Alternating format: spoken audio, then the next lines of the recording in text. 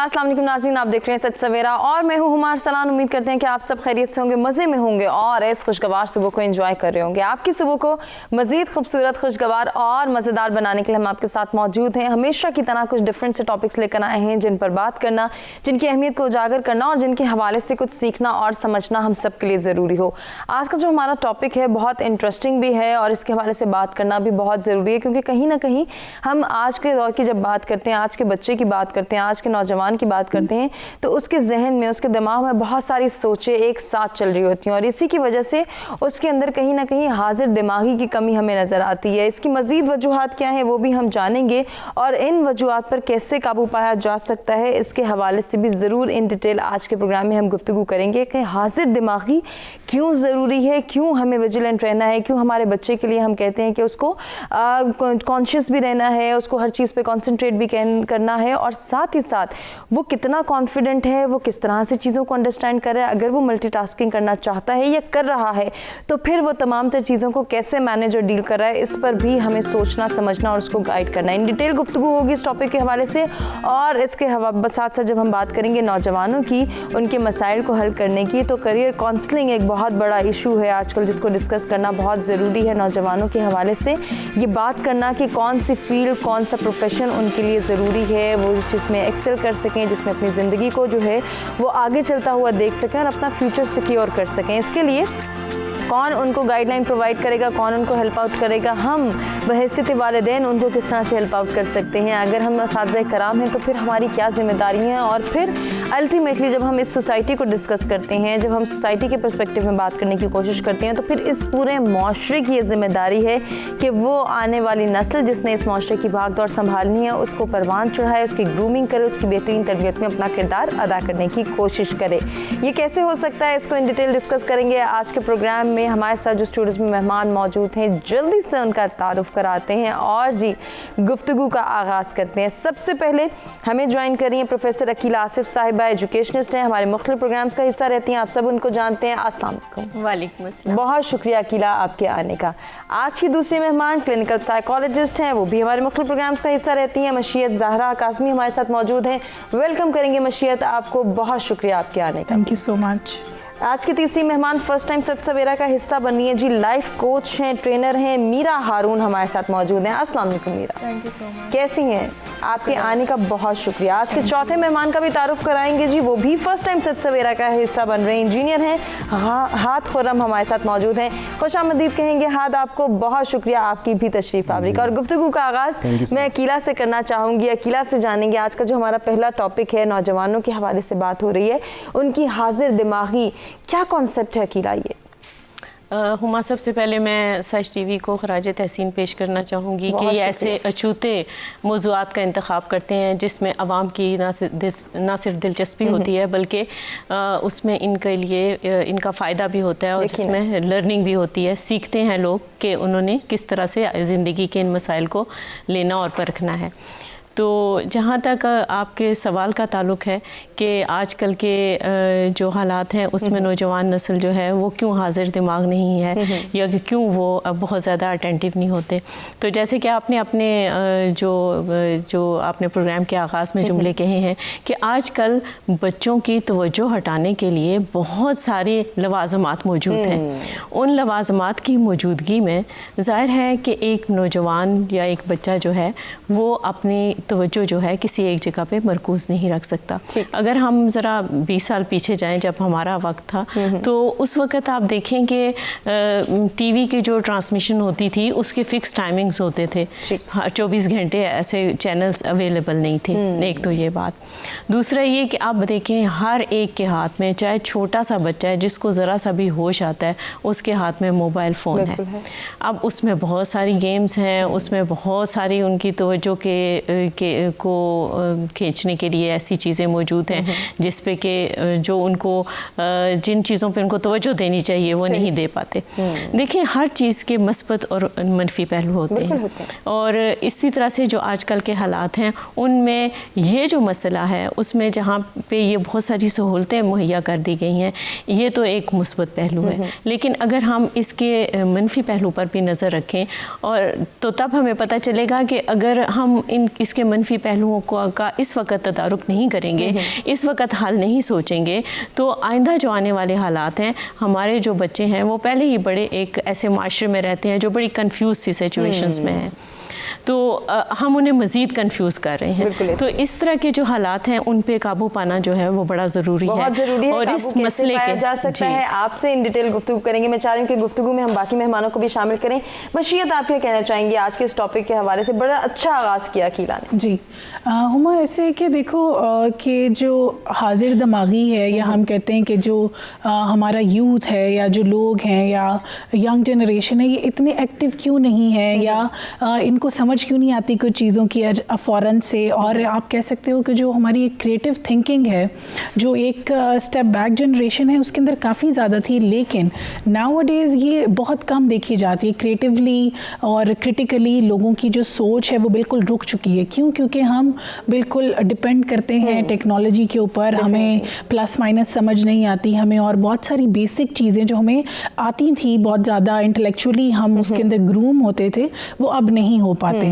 कहने को जिस तरह मैम ने भी कहा कि सेलफोन होता है, अब वो सेलफोन नहीं होता। अगर देखा जाए तो वो एक पूरी दुनिया आपने एक छोटे से 4-5 महीने के बच्चे के हाथ में दे दिया कि हाँ इसके ऊपर मोटू पतलू देख लो और इसके ऊपर कोई और कार्टून देख लो, तो वो एक पूरी दुनिया आप एक बच्चे के हाथ में दे जाते हैं। और क्या है कि उसको उसके बारे में अवेयरनेस ही नहीं है। वो अनकॉन्शियसली वो जब उसके अंदर डिफरेंट चीज़ों से एक से दूसरे की तरफ जाता है, तो क्या है कि वो एक किसी भी चीज़ के अंदर, वो कहते हैं ना jack of all and master of none, वो होता जा रहा है हम लोगों के साथ कि हर चीज़ के बारे में तो हमें पता है, लेकिन कोई भी एक चीज़ जो है हमारी खासियत नहीं बन पा रही, हम उसके बारे में समझ नहीं पा रहे, क्रिटिकली उसको एवेल्युएट नहीं कर पा रहे, रिस्पॉन्स नहीं कर पाते, जिसकी वजह से यूथ के अंदर बहुत ज़्यादा इशू है। अभी हमारा जैसे अब सेमेस्टर वाइज हम लोग देखते हैं कि बच्चे थोड़ा सा भी जो लकीर के फ़कीर वाली बात है, थोड़ा सा डेविएट करते हैं किसी चीज़ को, तो वो वावेला मचा देते हैं कि ये क्या हो गया, ये कैसी बात पूछ ली, ये तो ऐसे हो गया। क्यों? क्योंकि उन्हें पता है कि एक सेट पैटर्न है जो ये है, हालांकि वही 2 लफ्ज़ शायद घुमा के पूछे होंगे, लेकिन ये है कि वो उसके ऊपर उनका रिएक्शन ऐसा आता है कि ऐसी चीज़ क्यों पूछ ली, ये नहीं होना चाहिए था, जो हमने सोचा है जो हम कह रहे हैं बस वही, बस वो हो। हाँ, और एक स्टबन माइंडेडनेस भी बहुत ज़्यादा आ गई है कि हमें पहले ये होता था कि एक एज के साथ साथ एक अडेप्टेबिलिटी होती है पर्सनालिटी के अंदर, आप नई नई चीज़ें सीखते हो और उसको अपनी पर्सनालिटी का हिस्सा बनाते हो। अभी जो छोटे से छोटा बच्चा भी है, उसकी भी एक अना है, उसकी भी एक डिमांड है, और वो डिमांड पेरेंट्स को मैंने देखा है कि एज अ स्लेव वो उसको पूरा करने पे लगे हुए होते हैं, जिसकी वजह से बहुत ज़्यादा मसाइल आते हैं। बिल्कुल, साइकोलॉजिकली हम बच्चे को किस तरह से कंफ्यूज करते चले जा रहे हैं इस अपनी एक्टिविटी की वजह से, इसको हम आपसे ही डिस्कस करेंगे। मीरा, आप क्या कहना चाहेंगी? बड़ा ज़बरदस्त स्टार्ट लिया हमारी दोनों मेहमानों ने, आप इसमें क्या ऐड करेंगे? Huma, in my point of view 4-5 factors हैं जो एब्सेंट माइंडेड बच्चे हम लोगों के जो हैं वो उस चीज़ से इन्फ्लुएंस हो रहे हैं। फर्स्ट ऑफ ऑल तो जो सबसे इम्पॉर्टेंट है वो वालिदैन है। वालिदैन आजकल अपने बच्चों को उस तरह तवज्जो नहीं दे रहे। 2 साल का बच्चा जो है वो खाना नहीं खाता जब तक आप उसके सामने बेबी शार्क यूट्यूब के ऊपर नहीं लगाते और माँ जो है वो उसे खाना नहीं खिला सकती जब तक कि उसके सामने वो यूट्यूब के ऊपर आप कोई कार्टून या बेबी शार्क या कुछ आपने ना लगाया हो। In my point of view parents को सबसे पहले चाहिए कि वो अपने बच्चों को इंडिविजुअली टाइम दें, उनकी ग्रूमिंग करें, उनका माइंडसेट डेवलप करें। और सेकेंडली इस चीज़ के अंदर आते हैं हमारे टीचर्स। पुराने ज़माने में जो टीचर्स होते थे ना, तो वालिदैन जिस टाइम एक उस्ताद के पास भेजते थे तो वो कहते थे पंजाबी में कि हड्डियाँ साड़ी ते गोश्त वाडा, ठीक है। तो आजकल के जो टीचर्स हैं वो भी थोड़ा सा उनको इम्प्रूवमेंट की ज़रूरत है इस हवाले से कि वो बच्चों को उस तरह अटेंशन नहीं देते, बच्चे को उस तरह समझ नहीं सक रहे हैं। पुराने टीचर्स जो होते थे वो करियर काउंसलर्स का भी काम करते थे कि ये बच्चा जो है बहुत सारे एक्सपेरिमेंट्स कर रहा होता है तो आप इसे साइंस के अंदर रखें, ये बच्चा ड्राइंग्स बहुत अच्छी करता है तो आप इसे जो है वो इस ड्राइंग की उस चीज़ से मत निकालें। ठीक। लेकिन आजकल के ज़माने में हमारी स्टडीज़ इतनी ज़्यादा कॉम्प्लेक्स हो गई हुई हैं कि मेरा ख्याल है कि टीचर्स जो हैं वो भी शायद उस चीज़ से उस तरह स्टूडेंट्स के जो एक बॉन्ड होता है वो कोप अप नहीं कर सक रहे। सही। थर्ड फैक्टर टेक्नोलॉजी जो आजकल बहुत एक इम्पॉर्टेंट इस चीज़ के अंदर रोल प्ले करी है। बिल्कुल एग्जैक्टली कि बच्चे जो हैं उनको इंस्टेंट ग्रेटिफिकेशन चाहिए, वो जो हैं उनके अंदर पेशेंस नहीं है, इस वजह से बहुत इम्पेशेंट हो गए हैं बच्चे। तो मेरे ख्याल में ये चीज़ें जो हैं हम लोगों को इन चीज़ों का नोटिस लेना चाहिए और इन चीज़ों के ऊपर इनको कंट्रोल करने की हर मुमकिन कोशिश करनी चाहिए। इस गुफ्तगू के सिलसिले को आगे बढ़ाते हैं, हाथ से बात करते हैं। हाथ, आप क्या कहना चाहेंगे, आपका पॉइंट ऑफ व्यू क्या कहता है, क्यों आज का बच्चा, आज का नौजवान, आज का इंसान इतना हाजिर दिमाग नहीं रहा? आजकल के अगर देखा जाए तो पहले हाजिर दिमागी को भी देखा जाए कि ये है क्या। बेसिकली जो इसकी इनहेरेंट डेफिनेशन है वो होती है कि आप जो है फुल माइंडनेस के साथ या अलर्ट माइंडनेस के साथ अपनी सराउंडिंग के साथ डील करो। और इसका जो एक वैसे नॉर्मल मतलब होता है कि आप एक सिचुएशन को कितने टाइमली और इफेक्टिव मैनर में डील कर सको। अब चलते हैं कि क्या रीज़न्स होते हैं, क्या वजूहात हैं जिनकी वजह से आजकल के हमारे नौजवान जो हैं वो हाजिर दिमागी जो है उस तरह पोर्ट्रे नहीं कर सक रहे या अपनी लाइफ में जो है उस तरह नहीं लेके जा सके। ठीक है। तो सबसे पहला इसका रीज़न जो मेरी नज़र में नज़र आता है वो आता है कि इनके आजकल ऑब्जेक्टिव क्लियर नहीं है स्टूडेंट्स का या बच्चों का ऑब्जेक्टिव क्लियर नहीं है। वो हैप हैज़ ड्विंडल कर रहे हैं, कभी लेफ्ट जा रहे हैं, कभी राइट जा रहे हैं। They don't have a direction in mind. Malcolm Gladwell की एक बुक है, उसको आउटलायर्स कहते हैं, उसमें वो बताते हैं कि अगर आपने किसी चीज़ का भी आपने एट द टॉप पहुंचना है तो you have to spend at least 10,000 hours कि आपने अगर एक एक्सपर्ट बनना है। सो अगर आप जो हो फोकस नहीं हो, आप you can never reach any place. दूसरा जो इसका एस्पेक्ट एक और इम्पॉर्टेंट है कि वो कहते हैं ना healthy mind in a healthy body. आजकल के बच्चे जो हैं आपने देखा होगा they are more inclined towards video games, IT में ज़्यादा देर अपने आप को मुब्तला रखते हैं। ऐसे ही उसकी वजह से उनकी जो फिजिकल ग्रूमिंग है वो उस तरह होती नहीं है और जब फिजिकल ग्रूमिंग नहीं होती तो उनका माइंड उस तरह फंक्शन नहीं करता। ठीक है। और जो तीसरा इसका है कि अगर आपने देखा हो कि हमारे मुल्क में ना रीडिंग का कॉन्सेप्ट बहुत कम है। मैं बाहर बहुत ट्रैवलिंग करने जाता हूँ तो आप एयरपोर्ट्स देखा करें, everybody is reading a book. यहाँ पे आप एयरपोर्ट पे जाएं, हर बंदे ने मोबाइल पकड़ा हुआ है and they are using social media. तो जो रीडिंग का कॉन्सेप्ट है ना उससे आपकी क्रिटिकल माइंड डेवलप होता है, आप चीज़ों को ज़्यादा अच्छी तरीके से परसीव करते हो, आपका ओपन माइंड होता है और आप इमोशनली, कल्चरली और एथिकली ज़्यादा साउंड हो जाते हो। सो इमोशनल इंटेलिजेंस जो है वो इस मेन चीज़ की वजह से उनकी डेवलप नहीं होती और उनको सिचुएशंस हैंडल करने में वीकनेस जो है वो या दुश्वारी। बिल्कुल, इसका हल क्या है, सॉल्यूशंस को भी डिस्कस करेंगे, अपने तमाम मेहमानों से गुफ्तगू करेंगे, मजीद जो है वो वजूहात को भी डिस्कस किया जाएगा और साथ ही साथ हम ये भी जानेंगे कि हम अपने बच्चों को किस तरह से हाजिर दिमाग बना सकते हैं, यानी कि उनको किस तरह से हमने फोकस्ड बनाना है, किस तरह से उन्हें इतना विजिलेंट बनाना है कि वो तमाम चीज़ों को अंडरस्टैंड करते हुए अपनी कंसंट्रेशन को बहाल करें। और अगर क्लास की बात हो, किसी इंस्टीट्यूट की बात हो, किसी ऑर्गेनाइजेशन की बात हो, कैसे हमारा नौजवान, हमारा बच्चा अटेंटिव हो सकता है, इस पर भी गुफ्तगू के सिलसिले को आगे बढ़ाएंगे एक ब्रेक के बाद।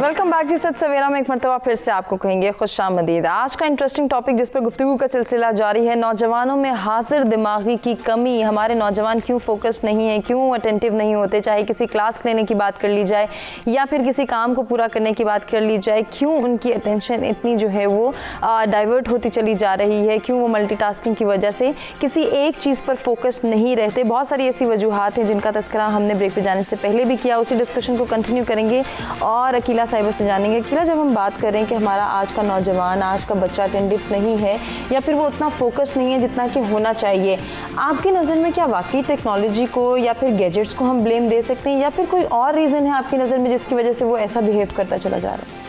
अच्छा, इसमें मैं एक बात का इजाफा करना चाहूँगी, वो ये है कि देखें, एक तरफ तो हम ये कहते हैं ना कि आज का बच्चा अटेंटिव नहीं है, लेकिन क्योंकि मेरा वास्ता बहुत ज़्यादा नौजवान नस्ल से रहता है तो मैं ये बात भी बताती चलूँ कि एक तरफ तो ये बात है, लेकिन दूसरी तरफ बहुत स्मार्ट बच्चे भी हैं।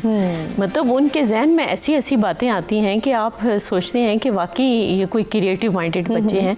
और उसका मैं क्रेडिट देना चाहूँगी कि हो सकता है उन्होंने सोशल मीडिया से सीखा हो सकता है कि ये जो नई टेक्नोलॉजी है इंटरनेट से उन्होंने देखा हो, लेकिन ये है कि एक वो तबका भी मौजूद है जो कि ज़हनी तौर से बहुत ज़्यादा स्मार्ट है। लेकिन एक चीज़ का जो बहुत ज़रूरी है, जो इस वक्त करने की ज़रूरत है, वो ये है कि देखें, चाहे ज़हनी तौर पे वो तेज़ हैं या ज़हनी तौर पे वो अटेंटिव नहीं है, बहुत ज़्यादा मुतवज्जो नहीं है, इन दोनों सूरतों में हमें उनकी ओरिएंटेशन करनी है, उनको बताना है कि लिमिट किधर है। क्योंकि देखें अगर कोई भी देखें, हर चीज़ का आगाज़ एक सोच से होता है और जो सोच है वो बहुत इम्पॉर्टेंट होती है। अब अगर सोच जो है उसको देखें, सारे दुनिया के मज़हब, सारे दुनिया के जो तालीमी निज़ाम है वो सोच को मुस्बत तरफ ले जाने के लिए है। सही, ठीक है, क्योंकि जो नेगेटिव चीज़ें होती हैं वो भी किसी सोच का नतीजा होती हैं। तो इस सिलसिले में मैं ये अर्ज़ करना चाहूँगी कि ये जो इसके मस्बत और मनफी दोनों असरात हैं उन पे हमें थोड़ा सा पहरा बिठाने की ज़रूरत है। हमें नौजवान नस्ल को एक सही रास्ता, एक मोतदिल रास्ता दिखाने की ज़रूरत है ताकि वो जो है उनकी जो शख्सियात हैं वो एक मुतवाज़िन शख्सियत की सूरत में सामने आए, ताकि वो कल मुल्क के इस माशरे के कारामद शहरी बन के अपना किरदार अदा कर सकें। यकीनन इसमें हम किस तरह से अपनी जिम्मेदारियों को पूरा कर सकते हैं, बहैसियत वालिदैन हमें क्या करना है, इस पर हम ज़रूर डिटेल में डिस्कशन करेंगे। ज़रा मशीयत में आपसे बात करना चाहूँगी, जो बात हाथ ने की कि टेक्नोलॉजी में हमारे बच्चे इस कदर खो गए हैं कि उनको नहीं पता चलता उनके आसपास क्या हो रहा है। ये जो डिस्ट्रैक्शन हम देखने में आ रहे हैं, स्पेशली उन बच्चों के हवाले से मैं बात करना चाहूँगी जो कि बहुत ज़्यादा गेमिंग में इंडल्ज हैं। हम ये देखते हैं कि जब कोविड आया उसके बाद लॉकडाउन पीरियड बच्चों ने घर पर गुजारा, बहुत ज़्यादा गेम्स खेली और ऐसी गेम्स की जिनकी वजह से वो एग्रेसिव भी हो गए, बहुत ज़्यादा डिप्रेस भी हो गए और कुछ बच्चों ने तो खुदा न खास्ता इस लेवल पे आ गए हमारे अब के बच्चे कि वो सुसाइड करने को कोई बात ही नहीं समझते। और इस तरफ लगना बच्चों का ये किस तरह से है, उनके जहनी कैफियत क्या हैं, जहन में कौन से पैटर्न्स डेवलप हो रहे हैं, साइकोलॉजिकली इसको डिस्क्राइब कीजिएगा। इसके अंदर ये है कि एक तो जो हम देखते हैं कि बच्चों के अंदर बहुत ज़्यादा रुझान आ जाता है ये सुसाइडल आइडिएशन का या ड्रग एडिक्शन का, और जैसे अटेंटिव नहीं है, इर्द गिर्द कुछ भी हो रहा है। अक्सर केसेस आते हैं कि घर के अंदर अगर आग लग गई है तो छोटे बहन भाई अगर घर में मौजूद हैं तो बच्चों ने कोई उस पर रिएक्शन ही नहीं दिया, बिकॉज कहीं पर आग लग गई, बच्चे अपनी गेम्स में इतने मशगूल थे कि उन्होंने आगे पीछे देखा ही नहीं कि क्या हो रहा है क्या नहीं हो रहा।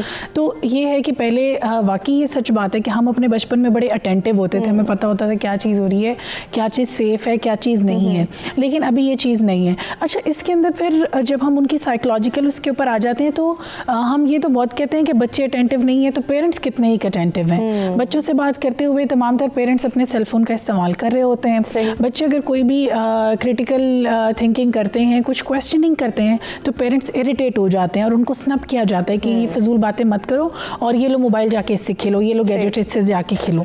तो ये जब आपका एक डेवलपमेंट का पैटर्न होगा, अगर आप बच्चों को जब बड़ा कर रहे हैं और आप इस तरीके से लेकर चल रहे हैं तो फिर उसका एंड रिजल्ट भी ऐसा ही होगा कि उनकी पर्सनैलिटी के अंदर बहुत सारे ऐसे चीज़ें मौजूद होंगी जो कि उनकी पर्सनालिटी को डिम कर देंगी with the passage of time, बजाय कि वो शाइन करें वो डिम होते जाएंगे।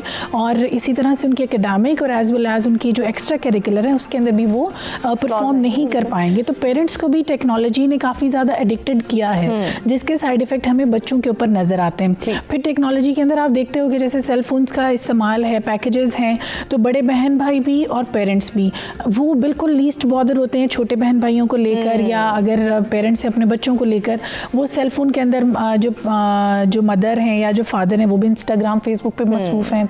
और जो बाकी जो एक बुक कल्चर है वो हमारे मुल्क में मौजूद नहीं है। अगर मैं तो ये चीज़ कहती हूँ कि हम लोग बुक्स क्या ही दुनिया की पढ़ेंगे, अगर कुरान पाक को तर्जमे से पढ़ लें तो भी हमारे बहुत सारे नफ्सियाती और जो समाजी मसाइल हैं वो कम हो जाएं, हमें मौशियात के बारे में पता चले, हमें पता चले कि हमने मौशरे में किस तरह से चलना है, किसी को अजियत नहीं देनी, किसी का कैसे ख्याल रखना है। तो हम जब देखते हैं कि हमारी सोसाइटी के अंदर लोग बिल्कुल भी एक बेहिसी की कैफियत है, वो क्यों है? क्योंकि हमने जो अपना एक एथिकल और जो मोरल हमारी जो डेवलपमेंट है उसके ऊपर हम फोकस नहीं करते। हम फोकस किस पे करते हैं?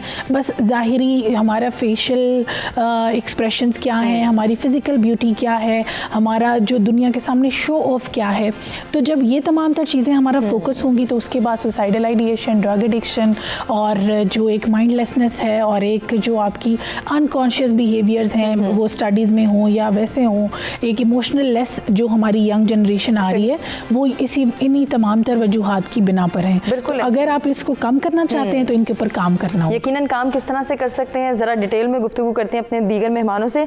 मेरे नज़दीक मुझे ऐसा लगता है कि शायद हमारा सोशल इंटरेक्शन इतना कम हो गया है। अब इसमें हम किसी चीज़ को भी ब्लेम दे सकते हैं, टेक्नोलॉजी को भी दे सकते हैं, अपने गैजेट्स को भी दे सकते हैं, अपने इर्द गिर्द के माहौल को भी दे सकते हैं कि सोशल इंटरेक्शन ना होने की वजह से हम इतने कॉन्शियस नहीं रहे, हम इतने फोकस नहीं रहे। कोई बात किसी ने कर दी तो ठीक है, दिल किया, सुन लिया, नहीं दिल किया तो खैर है, किसी ने दोबारा कहना ज़रूरी होगी दोबारा कह देगा, या हमारे से करनी होगी तो हमें झिंझोड़ के कह देगा। कुछ ऐसे हम देख रहे हैं हमारे बच्चों के एटीट्यूड्स और बिहेवियर्स डेवलप हो रहे हैं। आपके नज़दीक ऐसा किस तरह से हम कंट्रोल कर सकते हैं और बच्चों को कैसे गाइड कर सकते हैं? हुमा, जो सोशल इंटरेक्शन हम लोगों की जनरेशन में आज कम हो गया है वो बेसिकली हमारे सेल्फ़ इस्टीम इश्यूज़ की वजह से है। हमारी जनरेशन के अंदर बहुत सेल्फ़ इस्टीम इश्यूज़ आ गए हैं, वो इंटरनली कॉन्फिडेंट फील ही नहीं करते हैं। It's because of technology. Instagram, Facebook पे आप जाके देखें, वो लाइफ और रियल लाइफ के अंदर बहुत ज़्यादा डिफरेंस है। हमारी जो जनरेशन है वो इंस्टाग्राम के ऊपर इन्फ्लुएंस हो रही है। हमारे इन्फ्लुएंसर्स जो हैं उनको चाहिए, ये उनकी रिस्पॉन्सिबिलिटी है कि वो इस चीज़ के बारे में अवेयर करें हमारी जनरेशन को।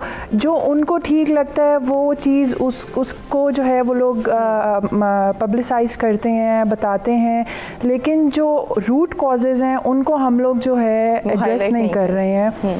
सबसे पहले सेल्फ़ इस्टीम इश्यूज़ को हमें अपनी जनरेशन से ख़त्म करना है, क्योंकि जिस टाइम आप कॉन्फिडेंट अंदर से होंगे तो आपकी वो चीज़ बाहर नज़र आएगी। वो बच्चा जो है कॉन्फिडेंटली बात करेगा, मिलेगा अगले बंदे से। इंस्टाग्राम पे आपने 6 फ़िल्टर्स के साथ अपनी पिक्चर लगाई है, अब आप इन रियल अगर किसी बंदे से मिलने जाएंगे तो ऑब्वियसली आपके दिल में होगा कि मैं इंस्टाग्राम जैसी नहीं लग रही, तो मैं कैसे उस बंदे से मिलूँगी या उस बंदी से मिलूँगी। कॉन्फिडेंस चेक कर जाएगा। एग्जैक्टली। तो इन माई पॉइंट ऑफ व्यू हम लोगों को इस चीज़ के बारे में काफ़ी ज़्यादा वर्क करने की ज़रूरत है। और जो एक शेर अर्ज़ करना चाहूँगी इल्लामा इकबाल का है कि उस कौम को शमशीर की हाजत नहीं रहती, हो जिसके नौजवानों की खुदी सूरत फौलाद। तो इधर जो खुदी उन्होंने बयान की है वो बेसिकली आपकी इंटरनल सेल्फ है, आपका इनर है, और उस चीज़ को हम लोगों के जो यंग जनरेशन है वो अनफॉर्चुनेटली नहीं पहचान सक रही है। तो जब हम लोग उसके अंदर वो अवेयरनेस लेके आएंगे, उससे बताएंगे कि आप क्या हो, आपको खुदा ने क्या बनाया, आपके नबी ने हम लोगों के लिए क्या जो है वो बयान की हैं चीज़ें, तो उसके अंदर कॉन्फिडेंट आएगा। जैसे बात की कि अगर हम कुरान को तर्जुमे से पढ़ लें तो हम लोगों को समझ आ जाएगा कि जो है कितना खुदा ने हम लोगों को अशरफुल मखलूक़ात किस वजह से कहा गया है। हमारे अंदर बहुत सारी ऐसी क्वालिटीज़ हैं, ऐसी खूबियाँ हैं, लेकिन क्योंकि ये टेक्नोलॉजी ने हम लोगों को, इट्स अ ट्रैप, ठीक है, इसने हम लोगों को इतना ट्रैप कर लिया हुआ है कि हम लोग उस चीज़ को पहचान नहीं सक रहे हैं। बिल्कुल ऐसे ही पहचानेंगे कैसे, अवेयरनेस कैसे क्रिएट करनी है, और ऐसे में हमारे बड़ों की क्या जिम्मेदारी है, ज़रा हाथ से डिस्कस कर लेते हैं। हाथ क्या कहना चाहेंगे, क्या सोल्यूशन है आपकी नज़र में? मेरे ख्याल में जो है बेसिकली 3 फ्रंटियर्स पे जो है इशू है पाकिस्तान में, जिनकी वजह से जो है वो बच्चे की ग्रूमिंग, क्रिटिकल माइंड डेवलपमेंट और उसकी इस वजह से डेवलप नहीं होता। एक उसमें रोल आता है पेरेंट्स का, दूसरा गवर्नमेंट का आता है, और तीसरा आपका जो है स्कूल सिस्टम का आता है। ठीक, पेरेंट्स के रोल से स्टार्ट करते हैं। पेरेंट्स का रोल जैसे कि क्वालिटी टाइम, आजकल आपने देखा होगा कि पेरेंट्स जो हैं वो अपने बच्चे के साथ क्वालिटी टाइम नहीं स्पेंड कर रहे। बच्चे की अगर आप न्यूरॉन्स की या ब्रेन सेल्स डेवलपमेंट देखें ना, तो पहले 5 साल में बच्चे का ब्रेन 90% डेवलप होता है। इतना बच्चे की करनी नहीं आ रही तो बच्चा जो है वो एक किस्म का रिस्ट्रिक्ट हो जाएगा अपने आप में। So early childhood development programmes होते हैं जैसे यूनिसेफ वगैरह या और बाकी जो है इंटरनेशनल ऑर्गेनाइजेशंस वो कराती हैं, और इनको एक बहुत ओवरव्यू पॉइंट ऑफ व्यू से पूरी कंट्री में जो है वो इम्प्लीमेंट करना चाहिए। ठीक है। दूसरी आती है अब स्कूल सिस्टम्स में। स्कूल सिस्टम्स के अंदर जो है अगर आपने देखा जाए तो जो ग्रेडिंग मैट्रिक्स हैं वो सारे जो है वो टेंजिबल पे देखा जा रहा है। मार्क्स अच्छे आएंगे, you are a good performer. अगर आप जो है से for example you are a good public speaker, अब टिल कॉलेज आपकी ग्रेडिंग ही नहीं है उस पर। यूनिवर्सिटी में जाके भी एट मोस्ट 10% आपकी ग्रेडिंग जो है वो आपके इनटेंजिबल स्किल्स या सॉफ्ट स्किल्स पे ऐसे ही है, बिल्कुल ऐसे ही। हालांकि आप जॉब के स्टेटिस्टिक्स देखें तो 80% एम्प्लॉयर जो है वो देख रहे होते हैं कि किसका सॉफ्ट स्किल कितना अच्छा है, क्योंकि सॉफ्ट स्किल्स की अच्छा हाथ, अभी इस बात को हम यहीं पे रोकते हैं, हमें चूंकि एक ब्रेक की जाने बढ़ना है। नाज़रीन, हम ब्रेक से वापस आते हैं, हाथ से ही कंटिन्यू करते हैं, मजीद सोल्यूशंस और सजेशंस अपने तमाम मेहमानों से डिस्कस करेंगे इस ब्रेक के बाद।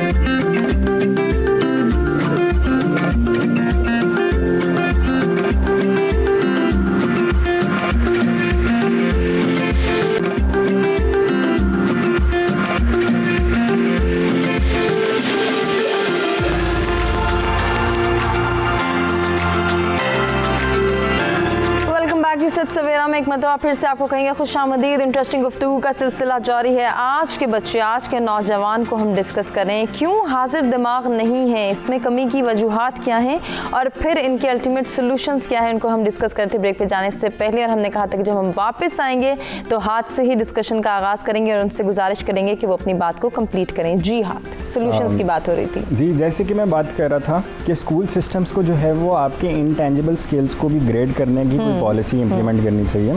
पर्सनैलिटी ग्रूपमेंट में पर्सनैलिटी की जब भी डेवलपमेंट होती है, so it's a set of all जो भी आपके एक्सपोजर्स होते हैं उनका क्यूमुलेटिव इफेक्ट होता है। सो दैट क्यूमुलेटिव इफेक्ट जो है वो आपकी ग्रूमिंग में और आपकी ओवरऑल पर्सनैलिटी में, शख्सियत में जो है वो मुब्तला होती है। सो जब इंटेंजिबल में आपको अलाउ करेंगे grading, so a lot of student जो हैं वो अपना फुल पोटेंशियल किसी और फील्ड में दिखा सकेंगे जो कि एक सेट बॉक्स से आउट होगा। ठीक है। और तीसरा जो पॉइंट है मेरे ख्याल में वो गवर्नमेंट है। गवर्नमेंट को पॉलिसी जो है ऐसी इम्प्लीमेंट करनी चाहिए कि जो कि क्रिटिकल थिंकिंग को फॉस्टर करे। जैसे कि हम क्वालिटी में बोलते हैं कि एक प्रोसेस जो है it is only as effective कि एज 85% ऑफ द सिस्टम और 15% इज़ डिपेंडेंट ऑन लेबर। यानी अगर आपका सिस्टम ही नहीं अच्छा तो आपके जो स्टूडेंट है वो कभी भी अपनी पोटेंशियल फुल पे पहुंच नहीं सकता। ठीक है। सो उनको ऐसी पॉलिसी करनी चाहिए जो कि फॉस्टर करे क्रिटिकल थिंकिंग, आपकी इमोशनल इंटेलिजेंस यूज़ करे और आपके जितने भी बाकी हाजिर दिमागी के जितने भी सिचुएशंस होती हैं उनसे उनको लेकर चले, ताकि उनको अपने माइंड की एक एक्सरसाइज कॉन्टीन्यूसली वो बरकरार रख सकें। सही है, बहुत ज़रूरी है। सजेशंस की जैसे हम बात कर रहे हैं तो हम सबको ये अंडरस्टैंडिंग डेवलप करनी है कि कैसे हम अपने बच्चों को ज़्यादा फोकस्ड बना सकते हैं, आज के दौर के तकाजे क्या है, उनको किस तरह से वो बच्चे मीट कर सकते हैं। तो अकेला जैसे आज के दौर की हम बात कर रहे हैं और उन तकाज़ों को पूरा करने की बात करें, यकीनन हमारे बच्चे, हमारे नौजवान भी बहुत प्रेशराइज है और ये बर्डन हमने ही उनको दिया है। कुछ फैसले हमने ऐसे इम्पोज किए हैं कि वो फिर एक सोच का कॉन्फ्लिक्ट हमें नज़र आता है। हम क्या करना चाह रहे हैं, हमें क्या कहा जा रहा है, वालिदैन की क्या एक्सपेक्टेशंस है, मैं ये नहीं कर पाया तो क्या होगा, ये कर लिया तो फिर किस तरह से एक्सेल करना है। ये बहुत सारी ऐसी सोचें हैं कि जिनका कोई शायद उनके पास जवाब तो नहीं, ये सोचें ही बढ़ती चली जा रही हैं, कई सवालात को जन्म दे रही हैं। ऐसे बच्चों को किस तरह से गाइड किया जा सकता है, इसमें हमारे बड़ों का, हमारे पेरेंट्स का, हमारे टीचर्स का और ओवरऑल सोसाइटी के पर्सपेक्टिव में जब हम देखते हैं तो हमारे बुजुर्गों का जो किरदार होना चाहिए, आपकी नज़र में वो किस तरह से निभाया जा सकता है? जी देखिए, जहाँ तक बुज़ुर्गों के किरदार निभाने का ताल्लुक़ है, इसमें मैं आपको बताऊँ कि मुझे बहुत मेरी अपनी ज़िंदगी का जो तजुर्बा है उसमें मैंने अपने सब बुज़ुर्गों को बड़ा ही हेल्पफुल पाया। माशाल्लाह। चाहे वो मेरे वालिदैन का घर था, चाहे वो मेरा ससुराल है, वो इन दोनों जगहों पे या माशरे में आम भी जो बुज़ुर्ग हैं उनका जो रोल रहा है ज़िंदगी में, मैं जो कुछ आज हूँ, मेरा ख्याल है उसमें बहुत ज़्यादा रोल जो है वो मेरे बुज़ुर्गों का भी है। बेशक ऐसे आजकल जो है हम इसमें थोड़ा सा अपने आप को महसूस करते हैं कि हम इस तरफ तवज्जो नहीं दे रहे। बात दरअसल ये है कि हर सोसाइटी के अंदर जो है उसकी जो बेस होती है उसमें सोच का बड़ा बुनियादी ताल्लुक होता है। जिस तरह की आपकी सोच होगी उसी तरह की पॉलिसीज़ बनेंगी, उसी तरह की हुकूमतें बनेगी, उसी तरह का माशरा जो है वो वजूद में आएगा। तो सोच को किस तरह से सही रखना है, ये एक बड़ा आम सवाल है। बिल्कुल ऐसे ही। सोच को किस तरह से आप एक ऐसे रास्ते पे डालें जिससे कि आपके रिज़ल्ट जो है आपको मतलूबा नताइज हासिल हो और फिर उसके मुताबिक जो है हम अपने माशरे को संवार सकें, ये एक बड़ी इम्पॉर्टेंट बात है। उसमें सबसे पहले देखें, सोच का जो आगाज़ होता है, अगर हम एक बच्चे को देखें, वो एक इमेज से होता है। ठीक है, एक छवि बनती है आपके जहन में, एक इमेज बनता है। इमेज जो है आहिस्ता आहिस्ता आपके कॉन्सेप्ट्स बनाता है। ठीक है, आपके ख्यालात उसमें ढलते हैं और आपके कॉन्सेप्ट बनते हैं। जैसे आप एक फेस को देखते रहते हैं तो कुछ बच्चा जब एक फेस को देखता रहता है तो कुछ अरसे बाद उसे पता चलता है, हाँ ये बड़ा मेहरबान चेहरा है, ये माँ का चेहरा है, हाँ ये बड़ा मेहरबान चेहरा है, ये एक बाप का चेहरा है। ये उसका कॉन्सेप्ट बन गया। कॉन्सेप्ट उसने कहाँ से लिया? इमेज से लिया। इसके बाद जब यही चीज़ें जो हैं ये थोड़ी सी मैच्योर लेवल पे आती हैं, जब कि माशरे का या असातिज़ा कराम का या इदारों का किरदार जो है वो शुरू होता है, तो फिर वो ये जो बेसिक इमेज और कॉन्सेप्ट्स होते हैं वो उनको फर्दर रिफाइन करता है और वो फिर थेरीज़ बनती हैं, आपके नज़रियात बनते हैं, आपके आइडियोलॉजीज़ बनती हैं। और ज़िंदगी के मुतालिक जो आपके नज़रियात हैं उनका आगाज़ होता है। तो ये जो स्कूलिंग है ये भी बहुत, जैसे हमारे जो आर्मी है उसका बड़ा किरदार है, ये सबसे बड़ा और मजबूत इदारा है। सेकंड नंबर पे जो है वो हमारे तालीमी इदारे हैं, स्कूल से लेकर यूनिवर्सिटी तक। और ना सिर्फ हमारे माशरे में बल्कि दुनिया के में आप किसी भी जगह आप देख लें, इनमें टीचर्स का जो रोल है वो बहुत इम्पोर्टेंट है। और उस रोल को हम कैसे अपने माशरे के सुधार के लिए इस्तेमाल कर सकते हैं, ये एक ऐसा सवाल है जिसको कि हम अब इसमें मज़ीद तजुर्बात के मुतहम्मिल नहीं हो सकते। बिल्कुल। हम जो तजर्बे कर चुके हैं, जो हमारे कामयाब सक्सेस स्टोरीज़ हैं, मेरा ख्याल है उनसे ही हम फ़ायदा उठा लें तो वही बड़ी बात है।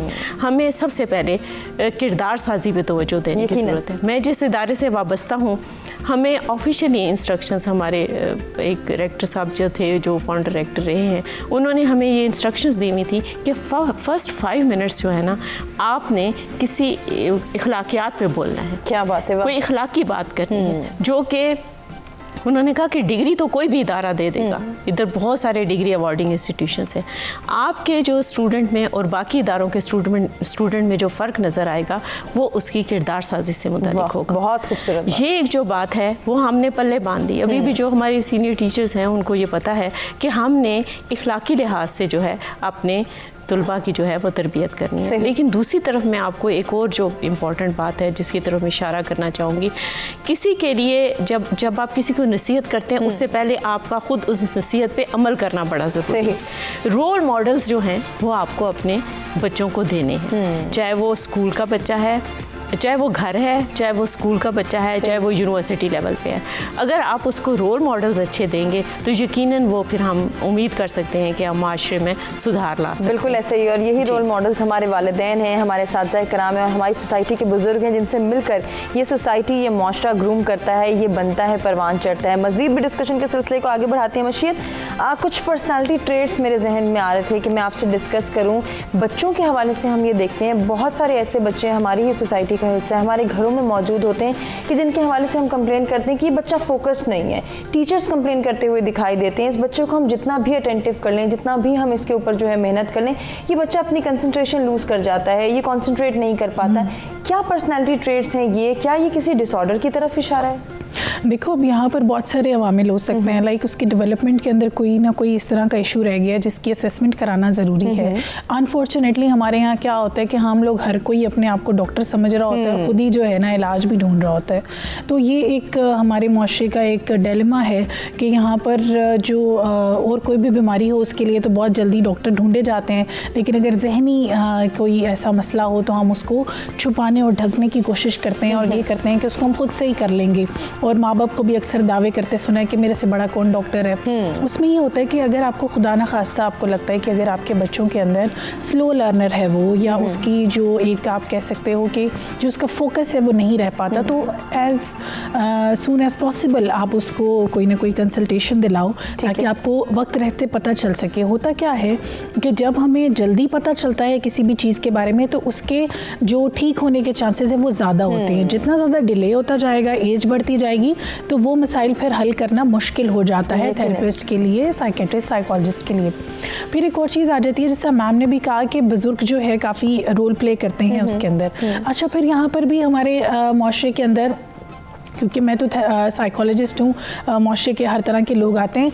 अब कुछ बुजुर्ग जो मेरे लिए बहुत अच्छे होंगे वो किसी और के लिए बड़े प्रॉब्लमेटिक भी हो जाते हैं। तो बड़ी हमारे माशरे की आप कह सकते हो कि एक संग दिली है कि मैं अपने बच्चों के लिए या अपने घर में जो मेरे हैं, मैं अगर बुजुर्ग हूँ तो मैं उनके लिए तो बड़ी पोलाइट हूँ, लेकिन वही मेरे डुअल स्टैंडर्ड्स हो जाते हैं अगर मैं वर्क प्लेस के ऊपर हूँ और मेरे सामने मेरी अगर बच्चों की एज का कोई मेरा एम्प्लॉय है तो मैं उसके ऊपर कोई रहम खाते हुए नहीं सोचूंगी कि मैंने उसके साथ कैसा रवैया रखना है। और डुअल स्टैंडर्ड बहुत ज़्यादा हमारे यहाँ पर मौजूद हैं। वो फिर इखलाकियात की कमी है, फिर माशरे के अंदर आसानियाँ बांटने वाले लोग बहुत ज़्यादा कम हैं और हर कोई जो है अपनी जो कैपेसिटी है उसके अंदर अपने आप को बहुत बड़ा समझता है। मैम ने बिल्कुल ठीक कहा कि हम जिस इदारे से मुंसलिक हैं वहाँ पर बिल्कुल इखलाकियात के ऊपर बात की जाती है। और अल्हम्दुलिल्लाह मैं आज तक जितनी भी जॉब्स करती हूँ, मेरा जो मेन मोटिव यही होता है कि वहाँ पर जितने भी बच्चे हैं उनकी पर्सनैलिटी डेवलपमेंट के ऊपर काम किया जाए।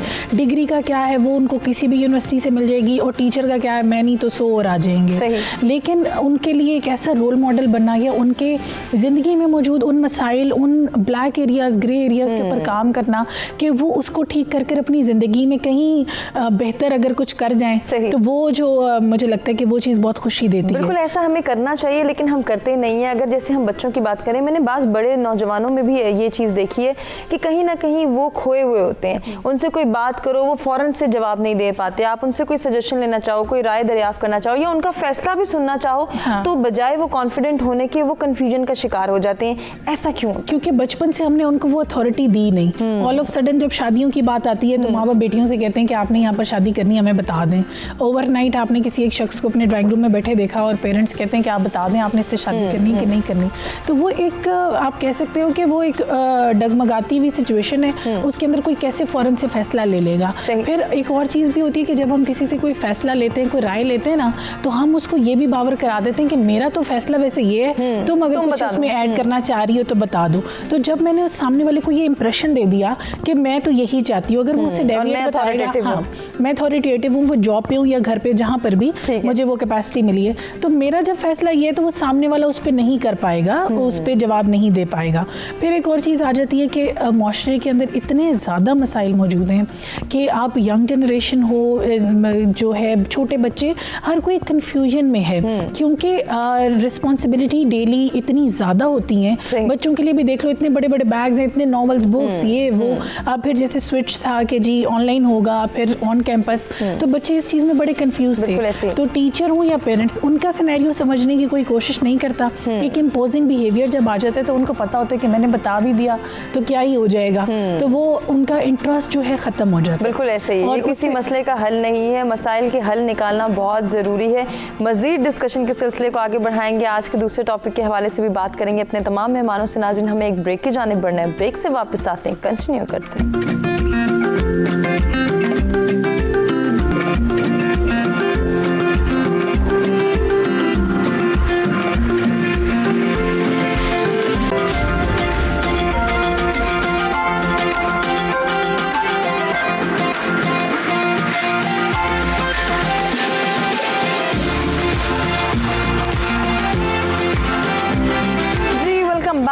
सवेरा में एक मरतबा फिर से आपको कहेंगे खुशामदीद। नौजवानों में हाजिर दिमागी की कमी, इसकी वजूहात क्या हैं, इसके अल्टीमेट सोल्यूशंस क्या हैं, ये तो हमने जाने बढ़ेंगे अपने दूसरे टॉपिक की जानिब, जिसमें नौजवानों के मसाइल की ही बात होगी। नौजवानों के हवाले से ही बात के सिलसिले को आगे बढ़ाएंगे और ये जानेंगे कि करियर काउंसलिंग की क्या अहमियत है, क्यों हमारे यहाँ इसका फुकदान नज़र आता है, क्यों हमारे बच्चे को, हमारे नौजवान को ये नहीं पता कि उसका फ्यूचर जो है वो कहाँ पर सिक्योर हो सकता है, उसे कौन सी फील्ड ऑप्ट करनी है, कौन सा प्रोफेशन उसके लिए बेहतर हो सकता है। यहाँ पे क्यों हमारा नौजवान लैग करता है, क्यों कन्फ्यूजन का शिकार है, इस कन्फ्यूजन का हल क्या है, जानेंगे अपने तमाम मेहमानों से। हमारे साथ स्टूडियोज़ में जो मेहमान मौजूद हैं उनमें प्रोफेसर अकीला आसिफ साहिबा हैं, मशीयत काज़मी हैं, मीरा हारून है और हाथ खुर्रम है, जिनसे अब हम डिस्कस करेंगे आज का दूसरा टॉपिक। मीरा से जानेंगे, मीरा क्या कहना चाहेंगी, कितना इंपॉर्टेंट है ये टॉपिक कि करियर काउंसलिंग पर हम तवज्जो दें और इसको डिस्कस करें? हमारा करियर काउंसलिंग जो है वो तो बहुत ज़्यादा इम्पॉर्टेंट है एक बच्चे के लिए। करियर काउंसलिंग बेसिकली होती है 8th to 12th ग्रेड के बच्चों के एज के बच्चों के लिए।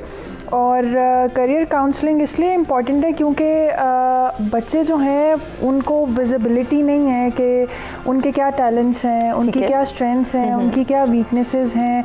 तो जो करियर काउंसलिंग है वो आपको एक पाथ देती है, आपके long term short term goals, आपके long term short term goals जो हैं उसको आइडेंटिफाई करवाती है, आपकी जो स्ट्रेंथ्स हैं वीकनेसेस हैं उनको बताती है। अब देखें जैसे आपके अंदर टैलेंट है, आप बहुत अच्छा गा सकती हैं, लेकिन उसकी नॉलेज नहीं है आपके पास कि कितने राग हैं, कितने सुर हैं, फिर आपके पास स्किल्स नहीं है, आपको पता नहीं है, आपको कोई इंस्ट्रूमेंट प्ले करना नहीं आता, लेकिन आप कहती हैं कि मैं अच्छा गा लेती हूँ तो मैं सिंगर बन जाऊँगी, तो ऐसा हो नहीं सकता, क्योंकि टैलेंट के साथ आपको नॉलेज और उसके स्किल्स होना बहुत ज़रूरी है, और फिर वो चीज़ जाके आपकी स्ट्रेंथ बनती है।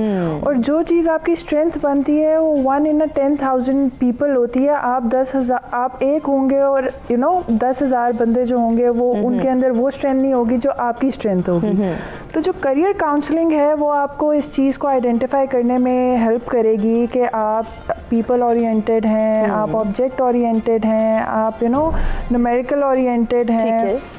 उसके अकॉर्डिंगली आपको एक स्लॉट में डाला जाएगा, बताया जाएगा कि ये चीज़ें हैं, आपके ये स्ट्रेंथ्स हैं, ये टैलेंट्स हैं और आप इस चीज़ को परस्यू कर सकती हैं। हो सकता है कि आपके अंदर जो है 8-10 किस्म के टैलेंट्स हों, लेकिन एक टैलेंट ऐसा होगा जो 80-90% होगा, जो बाकी 8-10 टैलेंट भी मिलके उतनी आपकी परसेंटेज वो नहीं बना सकेंगे। ठीक है, तो इट्स रियली इम्पॉर्टेंट। मौलाना वहीदुद्दीन साहब ने बहुत अच्छा बोला है कि we have to be problem managers instead of problem solvers.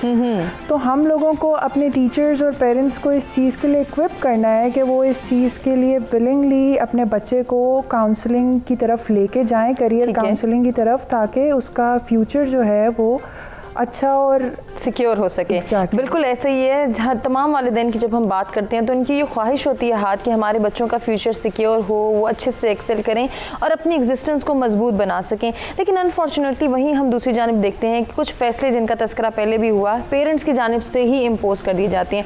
होते वो बच्चों की बेटरमेंट और इम्प्रूवमेंट के लिए हैं, लेकिन क्या उस बच्चे का एप्टीट्यूड उससे मैच कर रहा है जो फैसला उसके पेरेंट्स ने इम्पोज किया है? क्या वो बच्चे की मेंटल कैपेसिटी के मुताबिक है, या फिर उसको जो इन्वायरमेंट दिया जा रहा है, जो रिसोर्सेज उसके पास हैं, क्या वो उसको बरोएकार लाते हुए उस फील्ड को, उस प्रोफेशन को ऑप्ट कर सकता है या नहीं? ये बहुत सारे ऐसे सवालात हैं जिनके हवाले से हम बच्चे को आगाह नहीं करते। ऐसा क्यों करते हैं? इसका मैं बेसिकली आंसर आपको इस तरह देना चाहूँगा कि शुरू के अंदर अगर हम इसके स्टैटिस्टिकल पॉइंट ऑफ व्यू से देखें तो मोस्ट ऑफ द चाइल्ड जो है उसकी अर्ली डेवलपमेंट में पेरेंट्स उसके साथ होते हैं डेफिनेटली। लेकिन ड्यूरिंग दी कोर्स जब आप बच्चों से पूछते हैं और आप सर्वे करते हैं तो 1 out of 3 जो स्टूडेंट होते हैं they are unhappy with the course they are pursuing. और इसकी वजह क्या है कि 92% जो स्टूडेंट्स हैं उनको कैरियर काउंसलिंग स्कूल्स में नहीं मिलती। ठीक है, यानी उनको घर मिलती है लेकिन स्कूल में नहीं मिलती। ठीक है। अब पेरेंट्स जो होते हैं यकीनन अपनी तरफ से दे ट्राई देयर बेस्ट, उनकी नॉलेज में जो होता है वो चाहते हैं कि हम अपने बच्चे को सबसे बेहतर तरीके से ही उसको ग्रूम करें, यकीनन ऐसे। लेकिन पेरेंट्स जो हैं they are not professionals in career counselling.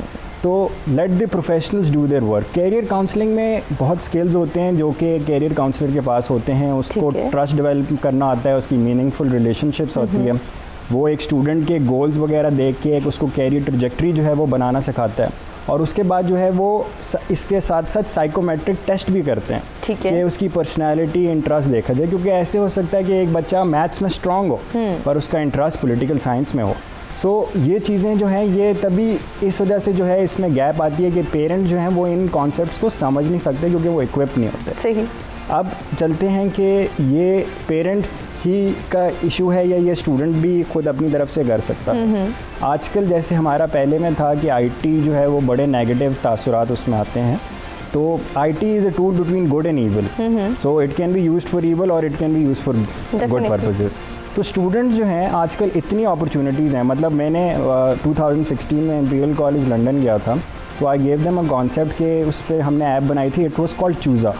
अब चूज़ा क्या होता है कि चूज़ा एक कंफ्यूज पर चीज़ होती है कि उसको पता नहीं होता मैंने क्या करना है, उसको आप खाना ज़्यादा डाल दो तो खाना भी ज़्यादा खा लेता है, तो उसको ही कुछ समझ नहीं होती। सो द कॉन्सेप्ट वॉज कि बच्चा भी इसी तरह का होता है। तो आप एप्लीकेशंस वगैरह आजकल इतनी हैं कि आप अपनी पर्सनैलिटी का एनालिसिस कर सकते हैं कि मेरा इंटरेस्ट किस तरफ है।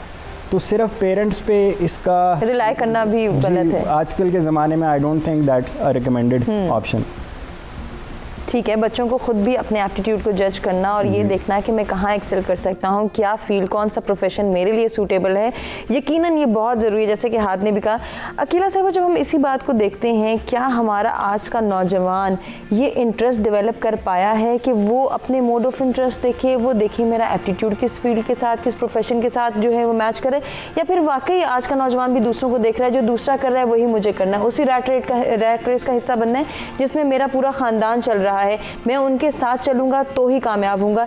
ये सोच भी किसी हद तक कंट्रोल करनी ज़रूरी है। उमा, बात यह है कि हमें बहुत सारे जो अनड्यू प्रेशर्स हैं उनको कट डाउन करना होगा। ठीक है, देखें फ़र्ज़ करें जैसे एक लड़की है, एक बच्ची है, उसको एक ही वक्त में खूबसूरत भी लगना है, उसको लाइक भी होना है, उसको उमूर ख़ानादारी में भी माहिर होना है, उसको हुस्न इखलाक का मुजस्समा भी होना है, उसको हर चीज़ में परफेक्शन हमें चाहिए। तो ये बहुत मुश्किल है। ठीक है, हमें बच्चों को ऐसे टास्क देने चाहिए जो अचीवेबल टास्क, ताकि वो कंफ्यूज ना हो।